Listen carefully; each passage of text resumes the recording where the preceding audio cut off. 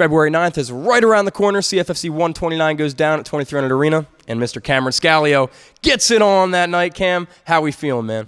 Great, man. Feel great. Ready to rock. And I mean, I was in here for class tonight, saw you guys training hard, saw you putting in the extra work after class. So, like, let me just ask you, how's camp been? I know you're at Taino, you're at Marquez, I believe you're at Webb's a little bit. Like, how's it been? Where you been at? Yeah, man, it's going great. Camp's always a grind, especially when Eddie's my head coach. He's yeah, man, he makes us work. We're constantly pushing the pace, always. But he gets us ready, you know what I mean? So come fight night, I know I'm ready to rock. And then you haven't fought since what? Cage Fury 123, I think, back in 2023. It's been a bit, regardless. So yeah, back in September. So what have you been up to, man? Like, I know you've been keeping busy, but you know you've been training a lot. Like, how you been staying fresh when you're not in the cage?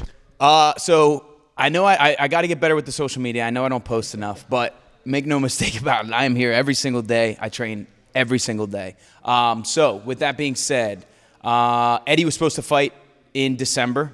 So the way it works here, man, it's all hands on deck, right? So anytime one of us is competing right now, Taylor and I are competing next weekend, the whole gym rallies behind us, right? When Eddie was supposed to fight in December, it was no different. We all rallied behind him. Everybody, again, all hands on deck. Unfortunately, he sustained an injury. Heartbreaking. I mean, he legitimately was just getting back from an injury, as you know. So, yeah, when that happened, it was like, okay, let's start looking for a fight. Like I said, I stay ready. So obviously he was the focus at that time. All of our energy was going into Eddie.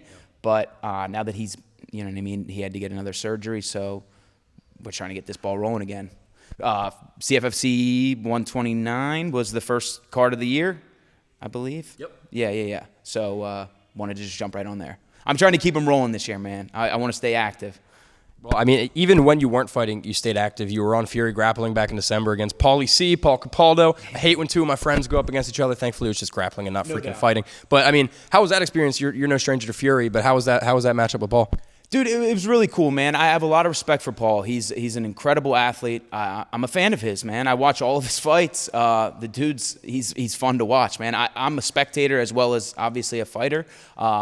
So yeah, I watch a lot of the sport. You know what I mean? So I enjoy exciting fights. People that put on exciting fights. People that look for the finish. They come to put on a show, and he's one of those guys. So it was definitely an honor to get a match with him.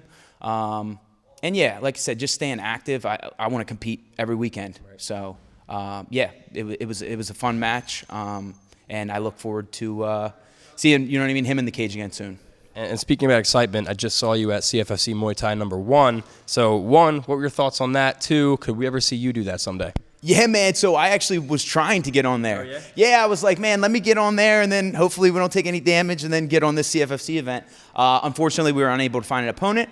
That being said, man, I was blown away. I was blown away by the outcome. It was an incredible event. I know everybody. There was a lot, you know what I mean? People put a lot into this. Eddie and Taylor, I saw they put a lot into this event. So I was really, really happy for them to see it come together the way that it did.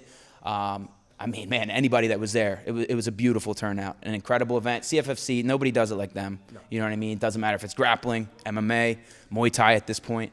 So I think the future is bright.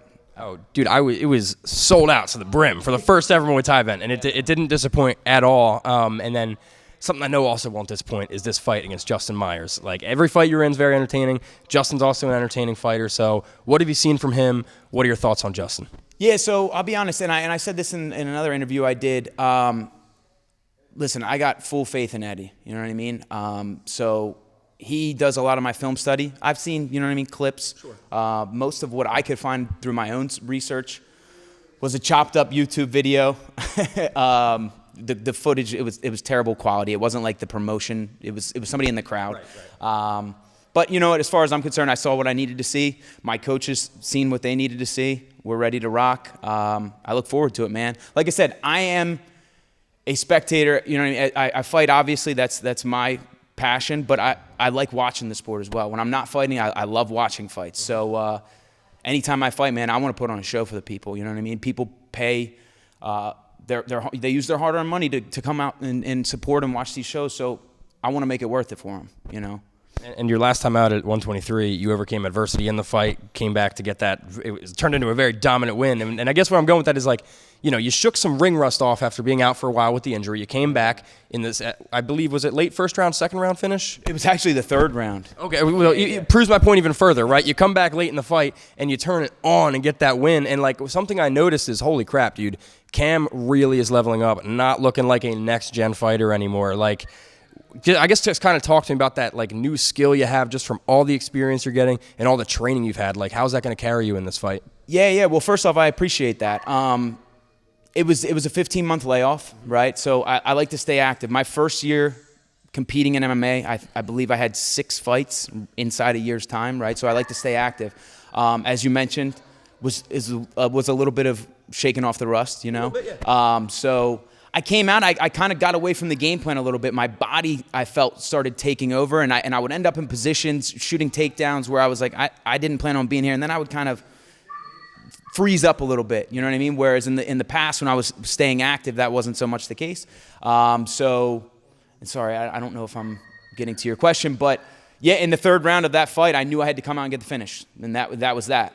So you know what I mean? I buckled down and was like, okay, let's just get back to what I do, and I did just that and was able to secure the finish. Hopefully I answered your question. You answered my question. Answered my question just fine. And then, you know, just going off of that, like I said, you know, you're looking less and less like a next-gen fighter. You're looking very skilled and sharpened in there. Is 2024 the year you plan on going pro? I know that's a big Eddie call. I'm not trying to step on Eddie's toes here, but I'm curious. Yeah, 100%. We've talked about it. As I've talked with you before in the past, I have full faith in them, and Eddie. So whenever he says, you know what I mean, I'm ready. But I believe it's, if not after this fight, maybe one more, maybe one of those Muay Thai fights, and then turn pro. But 100% this year. And then what other goals do you have in 2024? The year's so young, first fight of the year coming up. Like, I know you said you want to go pro. What else do you want to happen in this, 365-day span? Man, stay active. That's what I want to do. I want to stay active. I want to turn pro and just keep the ball rolling, man. Keep building momentum, keep building, and competing, man. That's what I love to do. That's why I train as hard as I do. That's why I train as frequently as I do. I want to be the best. You know what I mean? I'm not in this to be a hobbyist. I'm not in this to fight, you know what I mean, to be a social media fighter, whatever. I want to compete, man, and I want to prove myself. So that's my plan. That's my goals for 2024. Stay active, stay busy. Yeah. Well, you should have seen the round him and Pat Sabatini just had in here. I was exhausted watching it, and they were still going. So, yeah, man, the work's certainly in, and I think the future is as bright as it could ever be. And, Cam, before I get you out of here, so many fans watching the interview, huge Taino family, Cage Fear, you name it. Anything you want to say to everybody? If so, take it away. My man. So, yeah, man, just from the bottom of my heart, I know I say this all the time, but my supporters, everybody that supports me, you mean the world to me. Everybody that buys tickets, buys shirts, reaches out, sends me messages. It genuinely means the world. Like I said, I put everything I got into this, so the support means the world, man. So anybody that supports me, I love you guys. Thank you, and I hope to make you proud. Well, keep the support coming. Cage Fury 129, February 9th. You don't want to miss it. Cameron Scalio getting that W. My man. Thank you, brother. Kick some ass. Will do.